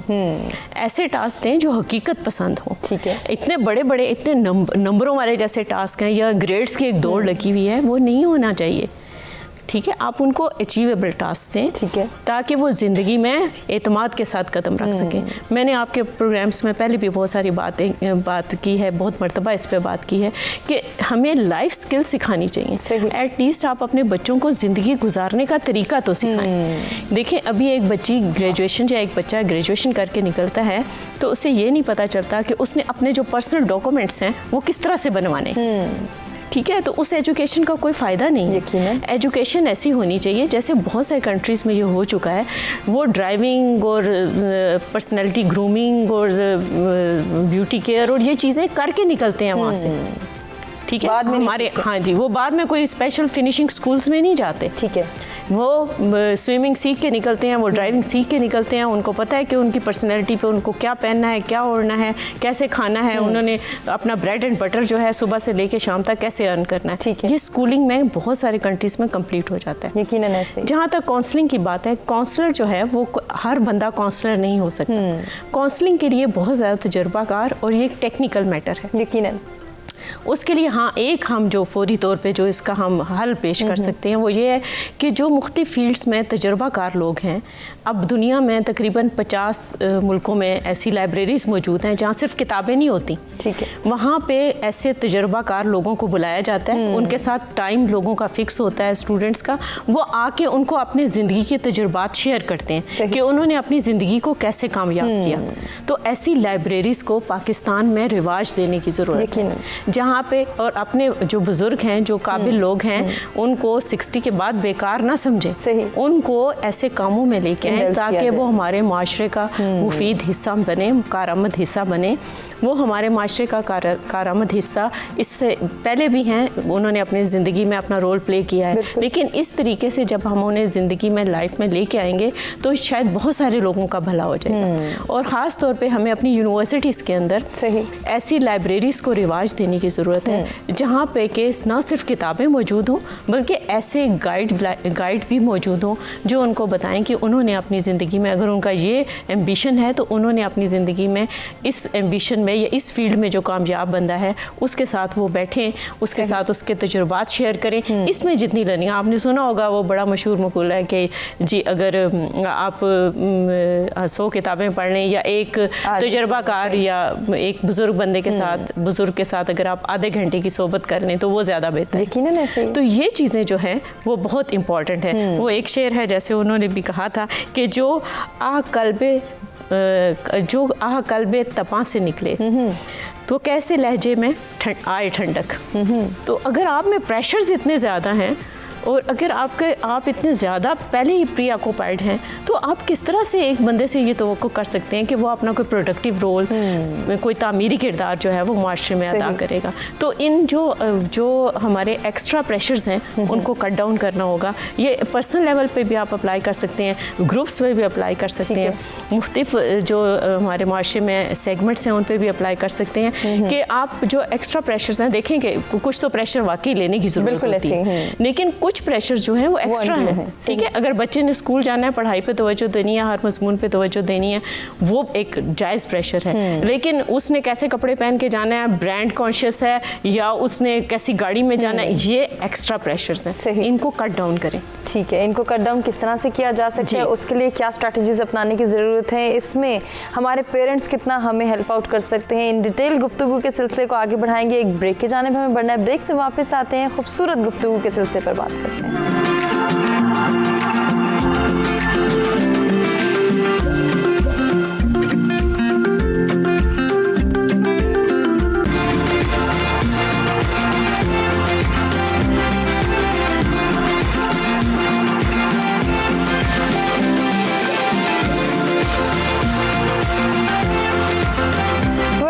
जी सच सवेरा में एक मरतबा फिर से आपको कहेंगे खुशामदीद। इंटरेस्टिंग गुफ्तगू का सिलसिला जारी है जिसमें मौजूदा दौर में करियर काउंसलिंग की क्या अहमियत है, इसको किस तरह से हम उजागर कर सकते हैं और ज़रूरत को कैसे पूरा कर सकते हैं कि हमारा आज का नौजवान क्या करना चाहता है, क्या बनना चाहता है, उसका एप्टीट्यूड क्या कहता है, उसके इंटरेस्ट गोल्स क्या हैं और इसके साथ साथ उसका इन्वायरमेंट उसको किस बात की इजाज़त देता है, उसके पास जो रिसोर्सेज हैं उनको किस तरह से वो जो है यूटिलाइज़ करके एक कारामद शहरी बन सकता है। इन तमाम तर चीज़ों के जवाबात हासिल करने के लिए हमारे साथ जो मेहमान मौजूद हैं स्टूडियोज़ में, उनमें प्रोफेसर अकीला आसिफ हैं, मशीयत काज़मी है, मीरा हारून है और हाथ खुर्रम है, जिनसे हम गुफ्तगू के सिलसिले को आगे बढ़ाएंगे। मशीयत, जैसे ब्रेक पे जाने से पहले बहुत अच्छी बात हो थी कि जहाँ हमारा बच्चा कन्फ्यूजन का शिकार होता है, पेरेंट्स की ये जिम्मेदारी है कि वो उसको गाइड करें, टीचर्स की जिम्मेदारी है कि वो अपना किरदार अदा करें, ओवरऑल बच्चे की ग्रूमिंग करना बहुत ज़रूरी है।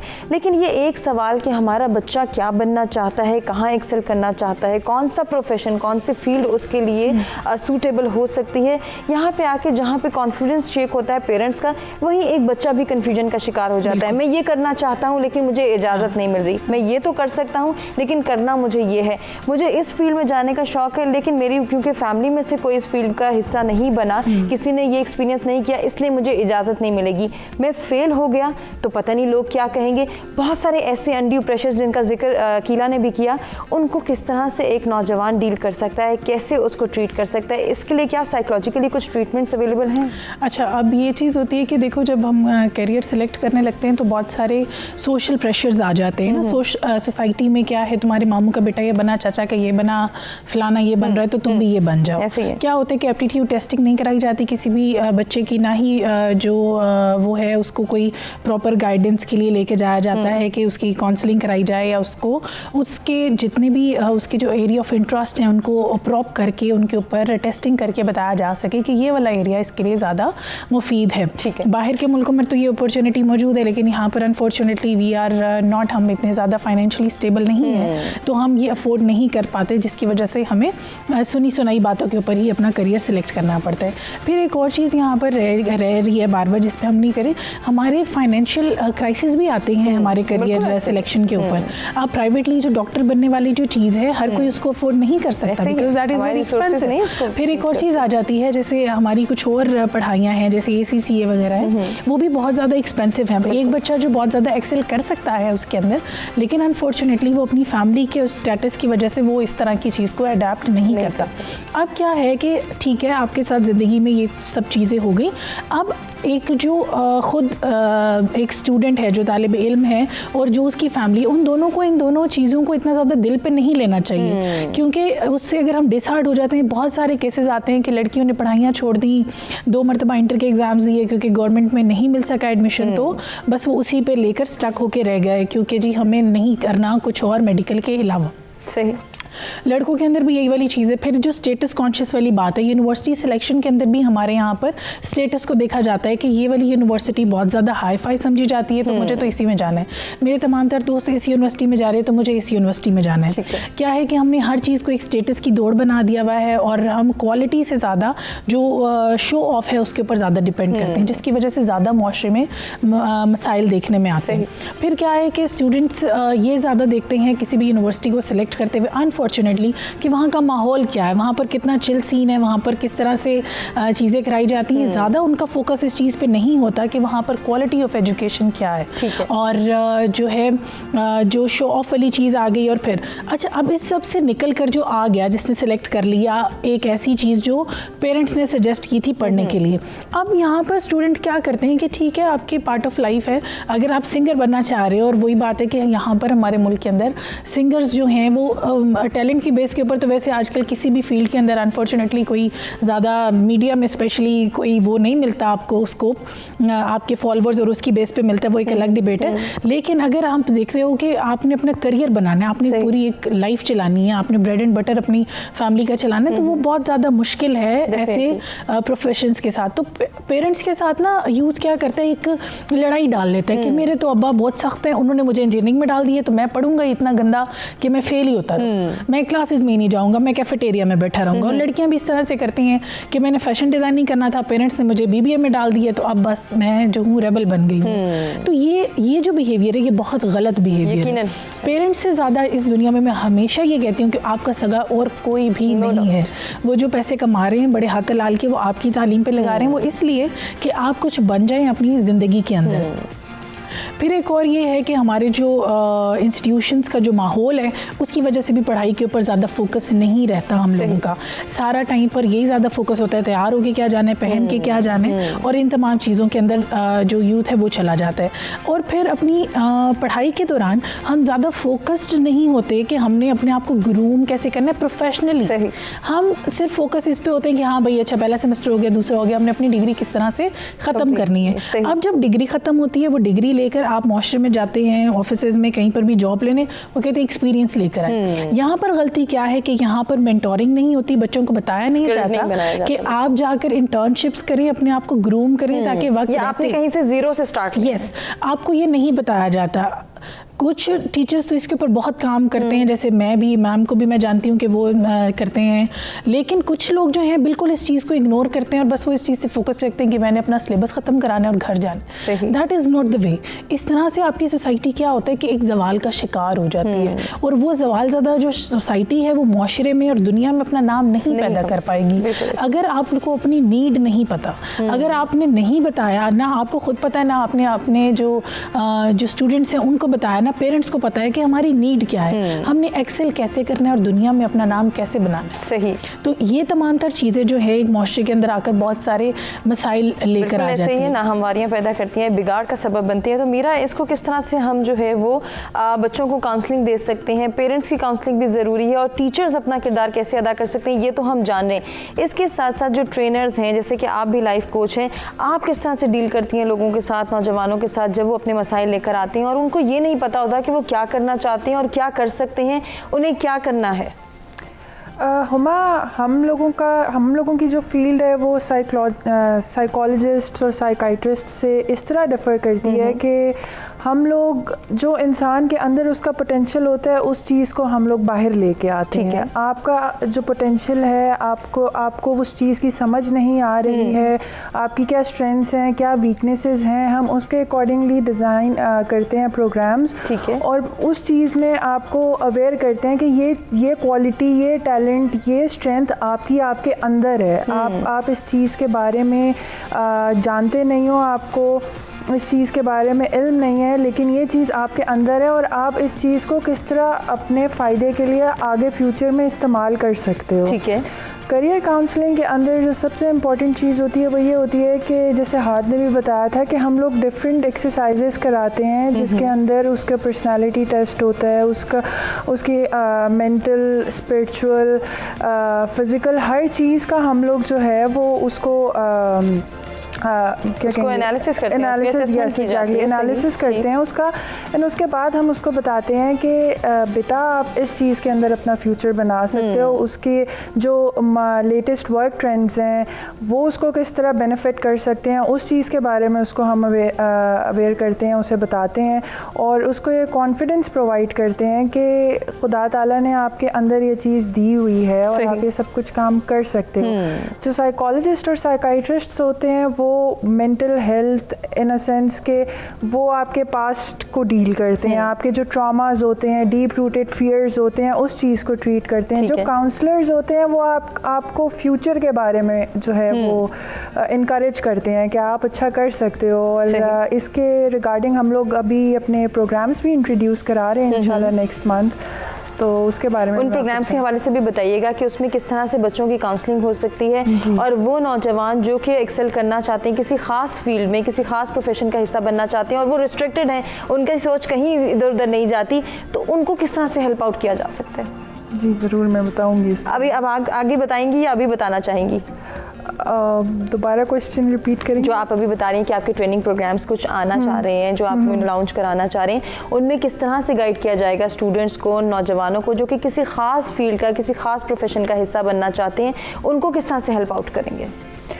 उसके रिगार्डिंग हम लोगों के पास डिफरेंट फील्ड्स के डिफरेंट स्पेशलिस्ट्स हैं। जैसे फॉर एग्जांपल हॉस्पिटैलिटी हो गया, बिजनेस हो गया, ट्रेनिंग्स डिफरेंट उसके रिगार्डिंग हम लोग प्रोवाइड करते हैं। हम लोगों की गवर्नमेंट लेवल के ऊपर भी काफ़ी ज़्यादा ट्रेनिंग्स होती हैं। तो जो स्पेसिफिक फील्ड वाले होंगे ऑब्वियसली जो उनके एक्सपर्ट्स हैं उनसे उनकी सारी मीटिंग कराई जाएगी, डिस्कशंस होंगी, उनको प्रॉपर गाइड किया जाएगा स्टेप बाय स्टेप कि आप किस तरह इस चीज़ को आगे परस्यू कर सकते हो, इसको किस तरह लेके चल सकते हो।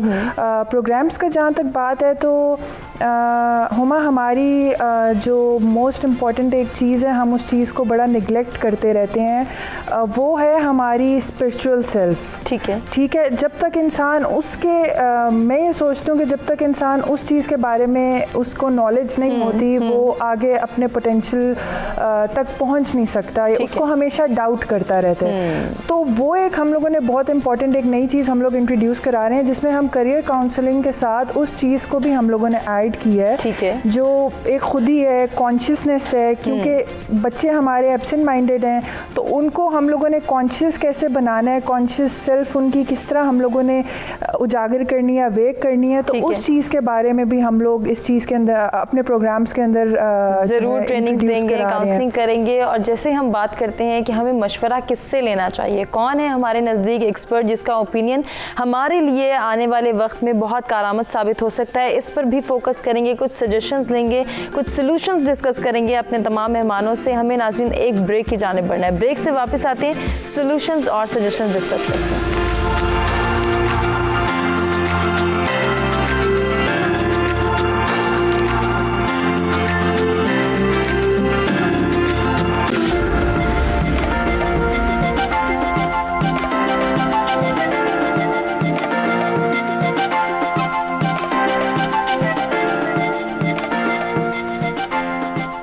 जी सवेरा में एक मरतबा फिर से आपको कहेंगे खुशामदीद। खूबसूरत गुफ्तगू का सिलसिला जारी है जिसमें मौजूदा दौर में करियर काउंसलिंग की कमी को डिस्कस किया जा रहा है। किस तरह से एक बच्चे की काउंसलिंग की जा सकती है, एक नौजवान को ट्रीट किया जा सकता है, उसको उसके फ्यूचर के हवाले से आगाह किया जा सकता है, या हेल्प आउट करना कितना ज़रूरी है, किस तरह से हम सपोर्ट कर सकते हैं, इनकरेज कर सकते हैं नौजवानों को।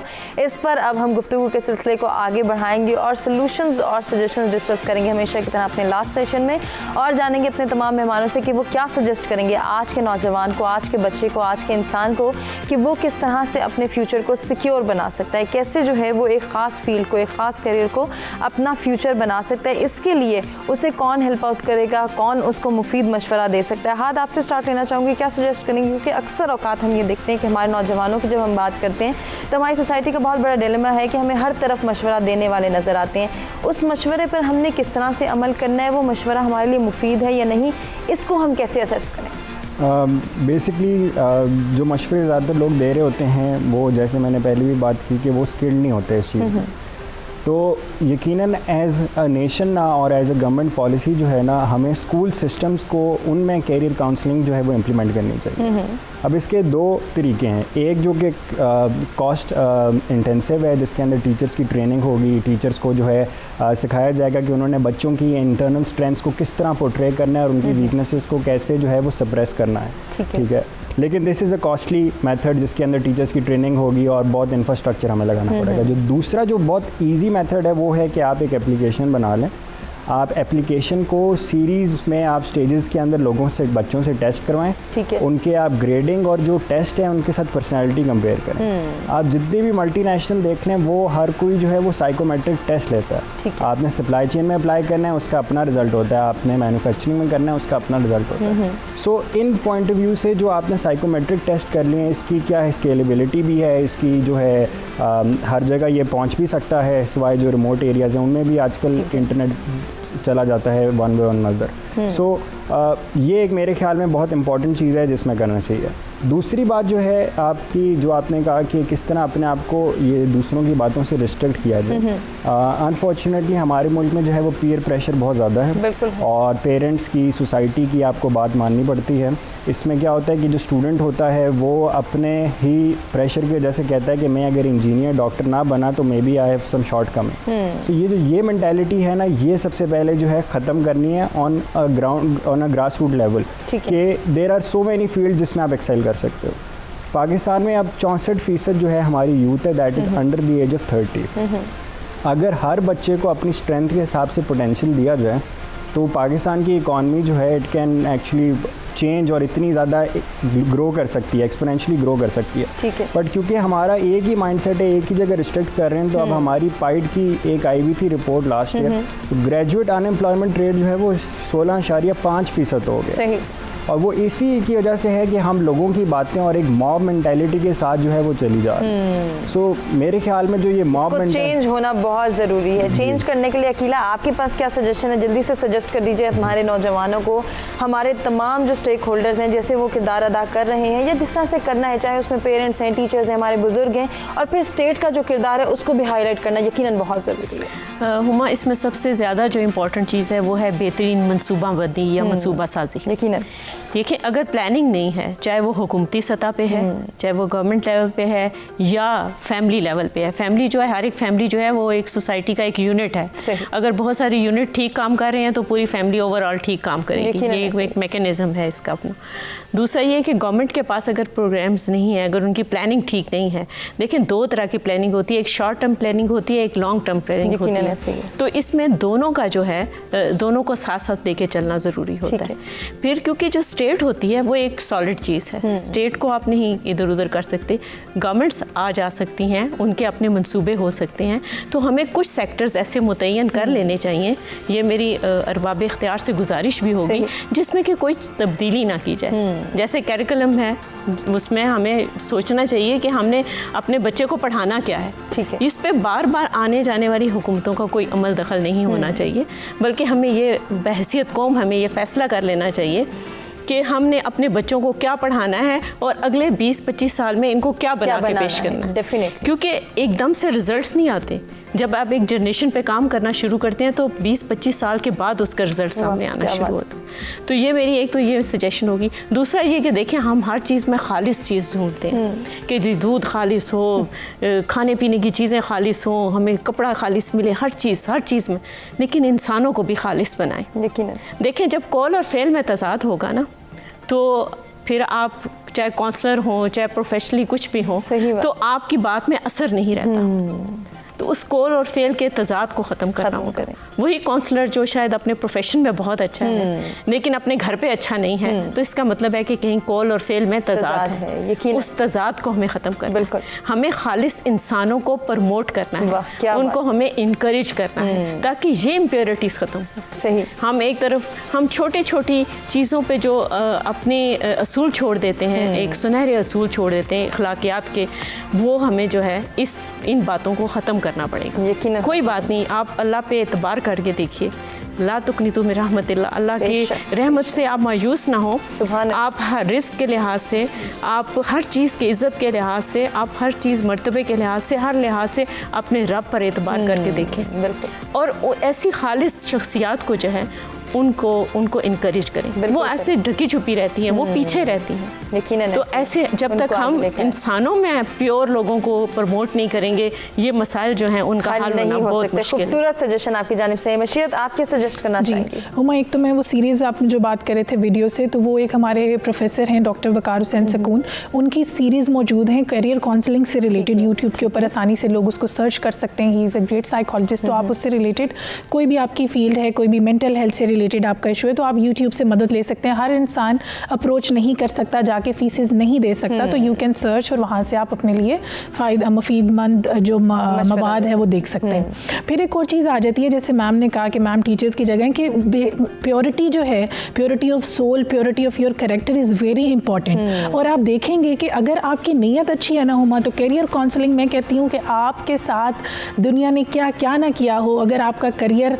बनना है ना, वो बनेगा आपकी नीयत की बेस के ऊपर। आपके जाहिर और बातिन में कितना तजाद है, और आपकी बात में असर भी नहीं होता हुमा।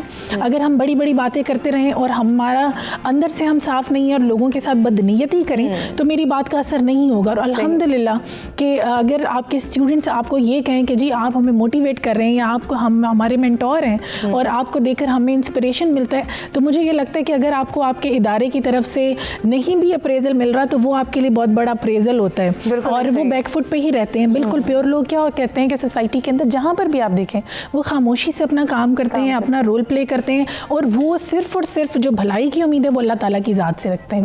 और अल्लाह ताला, जिस तरह मैंने फिर भी बोला कि कुरान पाक को पढ़िए कि हर मुश्किल के बाद आसानी है। जैसे स्टूडेंट से ये गुजारिश है कि अगर खुदा न खास्ता आप अपनी मर्जी का सब्जेक्ट नहीं पढ़ पा रहे, आप किसी भी उसमें चले गए, अपनी मेहनत करिए और अपने माँ बाप के लिए मेहनत करें कि उनको आपने प्राउड बनाना है। अगर आप माँ बाप के लिए एक कदम चलते हैं तो अल्लाह ताला आपको 10 कदम आगे लेके जाता है। तो कभी भी इस चीज़ के ऊपर अपनी ज़िंदगी, कुछ भी चीज़ आपकी ज़िंदगी में आखिरी नहीं होती, उसे आखिर मत समझें। हर दौर के बाद एक अल्लाह ताला आपके लिए रास्ता निकालेगा। वो आपकी रिलेशंस हों, वो आपकी पर्सनल लाइफ है, आपके करियर है, कोई भी चीज़ है, अल्लाह ताला की ज़ात आपके लिए आसानियाँ करेगा। उस पर भरोसा रखें, अपनी मेहनत करें और ईमानदारी से चलें। बहुत खूबसूरत सजेशंस हमारे तीनों मेहमानों की जानिब से आए हैं। हाद ने भी सजेस्ट किया नौजवानों को, जिस तरह से अकीला साहिबा ने सजेस्ट किया, और मशीयत ने भी जो है वो ओवरऑल सजेशंस दिए। मेरा आपसे भी मेरी यही गुजारिश होगी कि आप सजेस्ट कर दीजिए लड़कियों को, ख़ास तौर पे जो आजकल की हमारी नौजवान तालिब इल्म हैं, उनको किस तरह से हमने जो है वो गाइड करना है, उनकी काउंसलिंग कैसे होनी चाहिए? हुमा, एक कामयाब इंसान जो होता है वो खुश इंसान होता है। खुशी हम लोगों के लिए सबसे ज़्यादा इम्पॉर्टेंट और प्रायोरिटी पे होनी चाहिए। जहाँ तक आजकल की लड़कियों की बात है तो आई फील लाइक उन लोगों को थोड़ा सा रिस्पॉन्सिबल होना चाहिए towards their family, towards the society, क्योंकि आजकल आई डोंट नो ये थोड़ा कंट्रोवर्शियल टॉपिक ना हो जाए, लेकिन जो फेमिनिज्म आया हुआ है वो फेमिनिज्म बेसिकली है नहीं। एंड बहुत सारी लड़कियां जो हैं वो एक वेस्टर्न मीडिया और वेस्टर्न कल्चर को देख के हमारे एक इस्लामिक पॉइंट ऑफ व्यू के बिल्कुल डिट्रैक्ट होके अगेंस्ट चल रही हैं।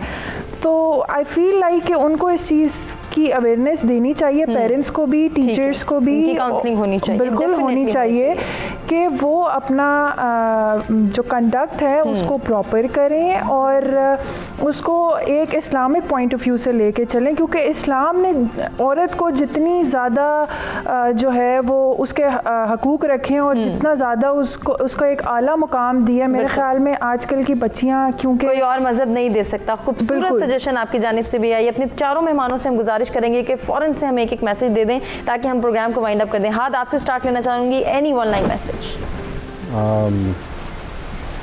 आई होप कि जो कैरियर, इस शो के बाद जो है कैरियर काउंसलिंग की जो भी पोटेंशियल है उस पर काम किया जाए कि कितना हम उससे फ़ायदा उठा सकते हैं। सही, बिल्कुल, ये बहुत ज़रूरी है। मीरा, आपका क्या मैसेज है? मुख्तसर सा पैगाम। मुख्तसर सा पैगाम, खुश रहिए और लोगों को खुश रखिए, खुशियाँ बांटें सब। क्या बात है। मशीयत, आपका पैगाम? खुश रहिए और आसानियाँ बांटिए। जो आसानियाँ आप बांटते हैं अल्लाह ताला की ज़ात वो आपको वापस देती है, तो ये अल्लाह ताला के साथ ट्रेड है, ये करिए, यही ज़िंदगी के लिए खुशी और खूबसूरत पैगाम। अकीला साहिबा, आपका मैसेज? मेरा मैसेज है जी कि मौजों की गोद में, कभी साहिल की गोद में, ये ज़िंदगी अज़ल से इन्हीं मंजिलों में। क्या बात है। इसी पैगाम के साथ जो है आज के प्रोग्राम का इख्तिताम करना चाहेंगे। अपने तमाम मेहमानों का शुक्रिया अदा करेंगे जिनसे बहुत कुछ सीखने का मौका मिला।